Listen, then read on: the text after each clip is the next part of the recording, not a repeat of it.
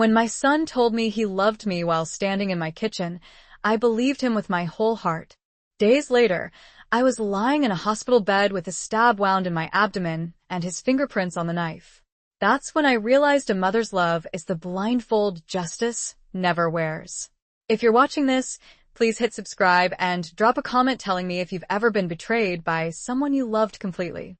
Because this story is about to twist harder than a roller coaster built by a madman. My name is Evelyn Hartman. 3 months ago, I had everything.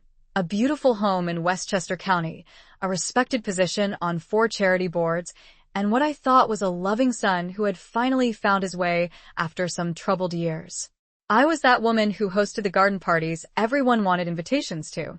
The one who organized the Christmas charity gala that raised over $200,000 last year for children's cancer research. Daniel was my only child. His father passed when he was just 14, heart attack on the golf course, completely unexpected. I raised Daniel alone after that, through the rebellious teenage years, through the college phase where he nearly flunked out, through his 20s when he couldn't seem to hold down a job. I supported him emotionally and, yes, financially. I'm not ashamed to admit it. He was my son, my flesh and blood. When he turned 32 last year and suddenly showed interest in the family business, the real estate holdings his father had built and I had maintained, I was thrilled. Finally, my Daniel was maturing, taking responsibility. He started coming to Sunday dinners again. He remembered my birthday with roses. He asked about the business with what seemed like genuine interest. "Mom, you shouldn't have to manage everything alone," he told me over dinner one night. "Let me help shoulder some of the burden." Script part separator equals. Such sweet words. I should have known they were honey-coated poison. I remember the exact moment I started giving him access. It was a Tuesday afternoon. We sat in my home office, the one with the bay windows overlooking the garden. I showed him the folders, the accounts, the property deeds. He took such careful notes, asked such thoughtful questions. His eyes lit up when I explained how his father had built everything from scratch. "You've done an amazing job keeping it all going, Mom," he said, touching my hand. "Dad would be proud." That night, I slept better than I had in years. My son was back. My family was healing. The first sign something was wrong came 6 weeks later. I received a call from Jefferson Bank about a new line of credit opened against the Riverside property, our most valuable holding. The banker was confirming the transfer of $175,000. "I didn't authorize this," I said, my heart suddenly racing. "Mrs. Hartman, we have the paperwork right here with your signature." After I hung up, I pulled the property files. The power of attorney document I'd signed, the one Daniel had said was just for emergency situations, had been modified. The limited powers I thought I'd granted had somehow become unlimited. I called Daniel immediately. He answered on the first ring, which should have been my second warning. "Mom, calm down," he said, his voice smooth as silk. "It's just a temporary measure. I'm investing in a new development opportunity. Triple the return in 6 months. I was going to surprise you." I wanted to believe him. God help me, I did believe him. That night, my oldest friend Margaret called. We've known each other since college, and she's never been one to mince words. "Evelyn, please tell me you haven't given Daniel control of your finances." My stomach dropped. "Why?" "Because he was at the Capitol Grill last night with Tony Vasquez." The name hit me like a slap. Tony Vasquez was notorious in real estate circles, a developer with shadowy connections who had been investigated twice for fraud. My husband had refused to do business with him, calling him a shark in expensive shoes. "You must be mistaken," I said. "I sat 3 tables away, Evelyn. They were celebrating something. Champagne, cigars, the works." Script part separator equals. I hung up and poured myself a scotch, something I rarely did since Thomas died. My hands were shaking. I told myself that script part separator equals. Mrs. Talbot's words sent a chill down my spine. "What do you mean, worse?" I asked, my voice barely a whisper. "These aren't just financial crimes, Mrs. Hartman. This level of planning, the memory care facility research," she hesitated. "In my experience, When someone wants control of assets this badly, they sometimes expedite the process. You think my son wants to kill me? I almost laughed at how ridiculous it sounded saying it out loud. I'm saying we should take precautions. Install security cameras in your home. Change your locks. Don't eat or drink anything he prepares. Document everything. I left our meeting with a small voice recorder, a new phone she assured me couldn't be tracked, and a sick feeling in my stomach.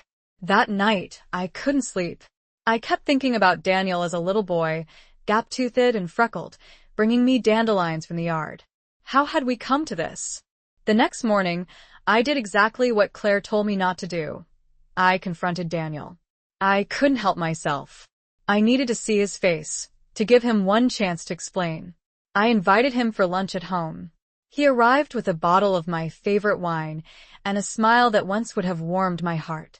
Mom, you look tired. Everything okay? Actually, no, I said, placing the printed emails on the table between us. I'd like you to explain these. His face went through a remarkable transformation: surprise, anger, calculation, and finally, a calm mask I'd never seen before. You went through my computer? His voice was ice cold. You went through my life, I countered. Memory care unit, Daniel? Really? He leaned back, studying me like I was a puzzle to solve. Then he smiled. Mom, I can explain everything. Tony Vasquez is helping us triple our holdings. The memory care research? That was for Margaret's mother. You know she's been declining. I was helping her find options. His lies were so smooth, so practiced. For one moment, just one, I almost believed him. But you forged my signature, I said. You changed the power of attorney. A misunderstanding at the bank. I've been meaning to fix that. Each lie came easier than the last. I realized with sickening clarity that I was looking at a stranger wearing my son's face. I want the money returned, I said firmly. All of it. And I want you to step away from the business. His smile vanished. Mom, you're overreacting. You're clearly stressed. Maybe you should rest. He stood up and came around the table, putting his hands on my shoulders. I flinched away. I mean it, Daniel. Fix this, or I'll go to the police. Script part separator ===. Something flashed in his eyes then, something cold and calculating that made my skin crawl. Would you really do that to me? Your own son? He took a step closer. Think about the scandal. Your reputation. Everyone would know that Evelyn Hartman raised a criminal. I'm not the criminal here, Daniel. He laughed, a harsh sound I'd never heard from him before. No? Then why did you embezzle from your own charity last year? I stared at him in shock. What are you talking about? He pulled out his phone, showing me doctored bank statements. The work was impressive, transfers from the charity account to my personal one, dates stretching back 18 months. That's not real, I gasped. I never. Who do you think they'll believe? He asked quietly. The devoted son trying to protect the charity from his declining mother? Or the widow who's been dipping into funds meant for sick children? I felt physically ill. This wasn't just about money anymore. This was about destroying me completely. You wouldn't dare, I whispered. Try me, Mom. His voice was almost gentle, which somehow made it worse. Just back off. Let me handle the business. Take a nice vacation. Everyone wins. He left shortly after, taking his untouched wine with him. I sat at my dining table for hours, trying to process what had happened. My son had just threatened to frame me for a crime I didn't commit. My son. My only child. I called Claire immediately. He's made his move, I told her, my voice shaking. I need to make mine. The next week was a blur of activity. Claire helped me secure my most important documents in a safe deposit box. I contacted Jefferson Bank and reported the fraudulent transfer. I quietly reached out to a lawyer who specialized in elder abuse cases, a term that made me cringe but accurately described my situation. Daniel called repeatedly, his voice growing increasingly frustrated with each voicemail. Mom, you're making a mistake. Mom, we need to talk. Mom, don't do anything you'll regret. I didn't call him back. Script part separator ===. 3 days after our confrontation, I received a call from the hospital. Margaret had been in a car accident, hit and run. She was in stable condition, but asking for me. I rushed to her bedside, horrified by the bruises on her face and her arm in a cast. "It wasn't an accident, Evelyn," she whispered when the nurse left. A black SUV forced me off the road. I got a glimpse of the driver. My blood ran cold. "Who was it?" "Not Daniel," she said quickly. "Someone I've never seen before." "But Evelyn, it happened an hour after I called to tell you I'd found a financial advisor who could help you." The implications hit me like a physical blow. Had Daniel arranged this? Was he monitoring my phones? My friends? That evening, the doorbell rang. Through the peephole, I saw Tony Vasquez himself standing on my porch, immaculate in an expensive suit. Against my better judgment, I opened the door. "Mrs. Hartman," he smiled, all white teeth and cold eyes. "May I come in? I believe we have mutual interests to discuss." "I have nothing to say to you." He placed his foot in the door before I could close it. "Your son is in over his head, Mrs. Hartman. He owes me a considerable sum. Money he promised from your properties." "That's not my problem." "Oh, but it is." His smile never wavered. "Because if I don't get my money, your son gets a Colombian necktie. And if something happens to your boy, well, who inherits everything then? You might want to consider that before you keep freezing accounts." He slipped a business card into my hand. "Call me when you're ready to be reasonable." After he left, I collapsed against the door, shaking violently. This wasn't just about my son betraying me anymore. This was about dangerous men and real threats. For the first time, I was truly afraid. Script part separator ===. I called Claire immediately after Vasquez left. "He threatened both of us," I told her, my voice barely steady. "What kind of mess has Daniel gotten himself into?" "The dangerous kind," Claire replied. "We need to move quickly." "Are your security cameras working?" They were. I'd installed them the day after our first meeting. "Good. That's evidence of Vasquez threatening you. But, Mrs. Hartman, I think you need to consider going to the police now." I hesitated. Despite everything, the thought of my son in handcuffs made my stomach turn. "Let me try one more thing first." The next morning, I did something that would have been unthinkable just weeks earlier. I withdrew $50,000 in cash from my personal savings, money Daniel couldn't touch, and drove to my lawyer's office. Stuart Wilson had been my husband's attorney for 30 years. "What you're describing is a classic elder abuse situation," Stuart said after I laid out the whole sordid story. "I'm not elderly," I snapped.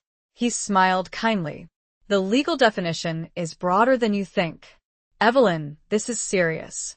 Your son has committed multiple felonies." "I know that. But those men he's involved with, they're dangerous. I need to protect him from them before I can deal with the rest." Stuart leaned forward. "What exactly are you planning?" "A trap," I said simply. "But I need your help to set it." That afternoon, I called Daniel and asked him to come for dinner. "We need to talk," I said, making my voice sound defeated. "I think I've been overreacting." He arrived promptly at 7, a bouquet of my favorite lilies in hand. "The perfect, dutiful son." "These are lovely," I said, taking them. "Peace offering," he replied with that charming smile that had once melted my heart. "I hate fighting with you, Mom." Over dinner, which I had catered and sealed until serving to ensure it wasn't tampered with, I played my role perfectly. "I've been thinking about what you said," I told him, eyes downcast. "About the scandal if this became public." "You're right. I couldn't bear it." Script part separator ===. He leaned forward, eyes gleaming. "So you'll stop blocking the transfers?" "I've already called the bank," I lied. "Everything should be back to normal by tomorrow." "That's great, Mom. You won't regret this. The returns will be incredible." I nodded, pushing my food around my plate. "There's just one problem." Tony Vasquez came to see me. Daniel's fork froze halfway to his mouth. "What did he want?" "To threaten us both. He said you owe him money." "Don't worry about Vasquez," Daniel said quickly. "I can handle him." "With my money?" I raised an eyebrow. He had the decency to look embarrassed. "It's complicated, Mom. Business sometimes requires creative financing." "How much do you owe him?" Daniel hesitated. 200,000. I pushed back from the table, went to my purse, and returned with an envelope. I placed it in front of him. There's 50,000 cash in there, I said. It's all I could get on short notice. Tell Vasquez it's a good faith payment. The rest will come when the deals close. Daniel stared at the envelope, then at me, suspicion battling with greed in his eyes. Why would you do this? Because you're my son, I said, letting real emotion color my voice. And whatever's happened between us, I don't want you hurt. He took the envelope, tucking it into his jacket. Thanks, Mom. I knew you'd understand eventually. Little did he know, each bill in that envelope had been photographed and recorded by Stuart. The money was bait, and my son had just taken it. Script part separator ===. After Daniel left with the marked money, I felt hollow. The son I raised was gone, replaced by a stranger who saw me only as an obstacle to wealth. But my heartbreak had to wait. The trap was set. Now I needed to make sure it worked. The next morning, I met Claire at a cafe 3 towns over. Nobody would recognize me there. He took the bait, I said, sliding into the booth. Now what? Now we watch, she replied, pushing a tablet toward me. On it, a map showed a blinking, moving across town. Stuart's secretary slipped a tracker into the envelope. Daniel just arrived at Vasquez's office. I stared at the debt, mesmerized. My son, walking into the lion's den with my money. Mrs. Hartman? Claire's voice snapped me back. Once he delivers that money, we'll have evidence connecting him to Vasquez. But we need more to prove the full extent of the fraud. What do you suggest? Let him think he's won. Sign whatever he puts in front of you. Give him more control? The idea made me sick. Fake signatures. Documents our experts prepared. She pulled out a folder. These look identical to your financial papers, but contain hidden markers. When he tries to use them, we'll know. 3 days later, Daniel came to my house with a stack of papers. Just routine updates, he said casually. The bank needs these processed ASAP. I signed where he indicated, my hand steady despite my racing heart. You seem better, Mom, he said, watching me carefully. I've accepted things are changing, I replied. You were right, I was holding on too tightly. His smile was triumphant. I'm glad you see that now. I've got big plans for us. The moment he left, I called Claire. It's done. Good, she said. Because Vasquez just contacted one of our undercover operatives. He's planning to liquidate your properties by the end of the month. We need to move quickly. That night, I couldn't sleep. I kept wondering where I'd gone wrong with Daniel. What had turned my sweet boy into this calculating stranger? The house felt enormous and empty, full of ghosts and broken promises. My phone chimed with a text at 2 a.m. From Claire, emergency. Vasquez knows about the marked money. Be careful. Script part separator ===. I stared at the text message, my heart pounding. If Vasquez knew about the marked money, Daniel was in danger. And so was I. I tried calling Daniel. No answer. I paced my bedroom, debating what to do, when headlights swept across my driveway. Through the window, I saw a black SUV, the same type Margaret had described. I grabbed my phone to call 911 when the power went out. The house plunged into darkness. I fumbled for the panic button Claire had installed, pressing it 3 times. The sound of breaking glass downstairs sent me scrambling for my closet. I locked myself inside just as heavy footsteps pounded up the stairs. Mrs. Hartman? A gruff voice called. We just want to talk about your generous donation. I pressed myself against the wall, praying the security system's silent alarm was working.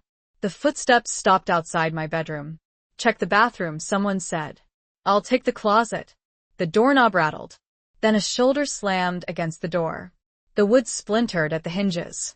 Just as the door gave way, sirens wailed in the distance. The intruders cursed. We gotta go, one said. This isn't over, lady. Their footsteps thundered back down the stairs. Car doors slammed, and the SUV peeled away just as police lights flashed through my windows. I emerged shakily from the closet to find 2 officers rushing upstairs. Mrs. Hartman? Are you hurt? No, I whispered. But I think they were sent to kill me. The police found clear fingerprints on my broken door and the shattered window downstairs. The home invasion made everything real in a way nothing else had. This wasn't just about money anymore. It was about survival. The next morning, Claire arrived with news. The break-in changed everything, she said. We have enough for an arrest warrant now. For Vasquez? I asked. For both of them, she replied softly. I'm sorry, Evelyn, but we found evidence Daniel ordered the hit on Margaret. And there's more. He's the one who told Vasquez to send those men last night. Script part separator . I felt like I'd been punched. My own son had sent men to hurt me, possibly kill me. Are you absolutely certain? I whispered. Claire slid photographs across the table, surveillance shots of Daniel meeting with the same men who'd broken into my house. Taken yesterday afternoon, she said. We have audio too. The police wanted to arrest Daniel immediately, but I begged for one more day. I needed to confront him myself, to look into his eyes and ask why. Claire reluctantly agreed, but insisted on having undercover officers nearby. I called Daniel and asked him to come for dinner. I'm scared after the break-in, I told him. I need family right now. He arrived looking appropriately concerned, hugging me tightly at the door. Mom, I came as soon as I could. Are you okay? Did they take anything? His performance was flawless. If I hadn't seen those photos, I might have believed him. Over dinner, I waited until he'd had 2 glasses of wine before I spoke.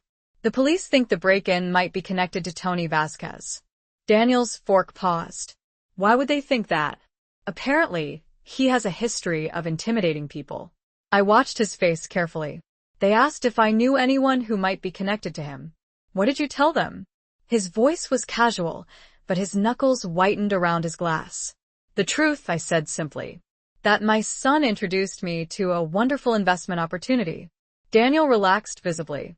Well, that's all there is to it. I reached for the wine bottle, deliberately knocking it over.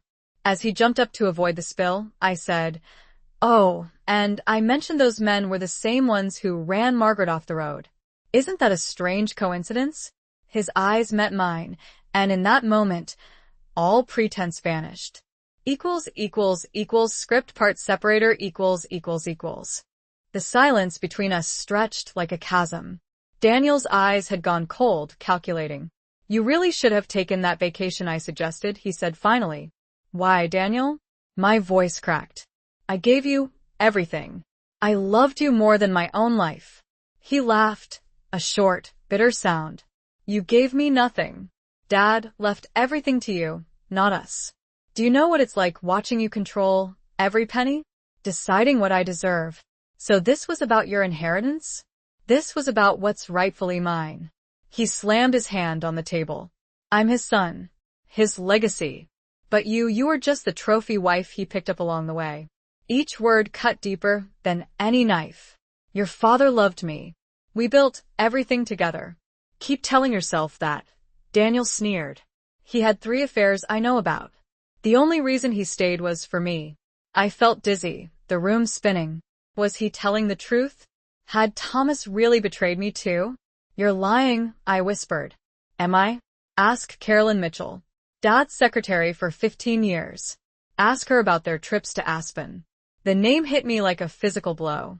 Carolyn had been at Thomas's funeral, crying harder than seemed appropriate. I'd thought it was professional devotion. Even if that's true, I said, fighting to keep my voice steady, it doesn't justify stealing from me. Trying to have me declared incompetent. Sending men to hurt me. Script part separator . He stood up suddenly, knocking his chair backward. I don't know what you think you know, but you're confused. Maybe you really do need that memory care unit. Then, as if realizing his mistake, his expression softened. He knelt beside me, taking my hand. Mom, I'm sorry. I shouldn't have said those things about Dad. I'm just stressed about these investments. Vasquez is dangerous, and I'm in too deep. I need your help. The performance was masterful. The concerned son, the vulnerable boy seeking his mother's protection. Once, I would have melted, forgiven anything. Not anymore. I pulled my hand away. It's too late for that, Daniel. His face hardened. What have you done? The right thing. Finally. On cue, Claire entered the dining room, followed by 2 police officers. Daniel Hartman, one said, "You're under arrest for conspiracy to commit fraud, elder abuse, and conspiracy to commit assault." The look he gave me as they handcuffed him will haunt me forever, pure hatred mixed with something like surprise. He truly hadn't believed I would fight back. "You'll regret this," he hissed as they led him away. "I'm still your son. Your blood." "Not anymore," I whispered, though I'm not sure he heard me. After they left, Claire stayed with me as I fell apart, sobbing for the son I'd lost, or maybe never really had. The boy I rocked to sleep, the teenager I grounded for breaking curfew, the young man I helped through college. Was any of it real? Or had he always been calculating, waiting for his moment to take everything? That night, I slept in fits and starts, haunted by Daniel's words about Thomas. In the morning, I made a call I never thought I'd make. Carolyn Mitchell agreed to meet me at a small cafe 2 towns over. She looked older than I remembered, her hands trembling slightly as she stirred her tea. "I won't insult you by denying it, Evelyn," she said after I asked her directly. "Thomas and I were involved for nearly 7 years. The confirmation felt like a second betrayal. My whole life, my marriage, my family had been built on lies. But she wasn't finished. What you need to understand is that Thomas ended things between us when Daniel started high school. He said his family needed him. That you needed him." I stared at her, confused. "Why are you telling me this?" "Because Thomas loved you, Evelyn. Truly. His mistakes didn't change that. And he would be horrified by what Daniel has done to you." On the drive home, I cried for my imperfect marriage and the husband I'd never fully known. But strangely, I also felt lighter. The truth, however painful, was better than the perfect illusion. A week later, I sat in a courtroom and testified against my own son. The evidence was overwhelming. The forged documents, the recorded threats, the money trail. Daniel's face remained expressionless as the judge denied bail, citing flight risk and the violent nature of the charges. Tony Vasquez and his associates were arrested the same day in a coordinated raid. The empire of fraud they'd built together crumbled in a matter of hours. When the gavel fell, finalizing the pretrial hearing, I walked out of the courtroom with my head high. Reporters shouted questions, cameras flashed, but I moved through them like a ghost. Claire found me sitting on a bench outside the courthouse. "You did the right thing," she said quietly. "Did I? I still don't know. He's my son." She squeezed my hand. "And you gave him every chance. You tried to save him from himself." 3 months have passed since that day. Daniel awaits trial from a cell. My home has new locks, new security, but still feels empty of the family I thought I had. Yet somehow I'm rebuilding. I've taken control of my charities again. I've reconnected with friends I'd neglected during Daniel's schemes. I've even started dating a widower named Robert who makes me laugh and asks nothing of me except my company. Last week, I received a letter from prison. Daniel's handwriting, asking to see me. I haven't decided if I'll go. Some wounds are still too fresh, some betrayals too deep. But I'm stronger now. The woman who almost lost everything didn't just survive. She discovered herself in the wreckage. Whatever comes next, I'll face it standing tall, eyes open, heart scarred but still beating. Sometimes, the greatest act of love is justice. Even when it breaks your heart to deliver it.